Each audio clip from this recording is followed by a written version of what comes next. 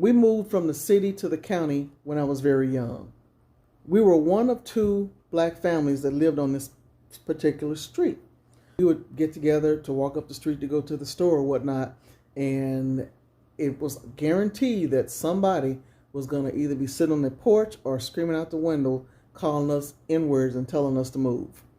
So, but there was this one family with this boy who was 19 years old that I guess they couldn't afford to move or whatever, because anyway, this boy was horrible.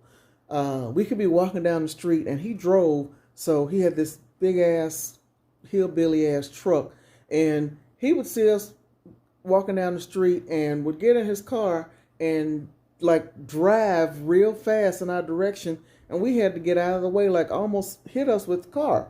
And so, you know, our parents would call the police and report him doing this, and oh, you know, kids just being kids, whatever. And you know, and my mom was like cussing his ass out, like telling him that he needed to stop doing that. He was going to hurt somebody one day, right? So he didn't stop. It's like he got worse after they told him. But anyway, you walk past, he get in his car, he rev his engine up at you and call you an N-word and tell you he gonna ride you over and you need to go to hell and all N-words need to die. I mean, he was 19 years old, so it's like that was pretty bad. But then, you know, when you walk past and you hear his mom and his dad call you the N-word too, then you know where it came from. Like they bred that shit in him, right?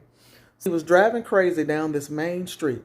This main street had a cemetery that was off to the right of it, a huge cemetery. So they said that some black folks was trying to cross the street, and he sped his ass up and tried to hit them and lost control of his truck and went over in that cemetery, hit a tree, was thrown from his truck, and his head hit a tombstone, and he was unalived instantly. Everybody was talking about it up and down the street, and it was sad. Like, nobody wants to see anybody be unalive, but my goodness. So here's the thing that was extremely interesting. I want y'all to know that this is something that I've seen with my own eyes. So they had the tape around the tree and everything where this accident was, and different people were going over there, and they were like, oh, you know, because it was still red stuff, you know, on the tree, and and the part of the tombstone was broken where he hit. So I went over there too because I was curious to see. Like, a bunch of us got together and we went through the cemetery, and when we got over there and we looked at where he hit that tombstone, the last name on that tombstone was Justice.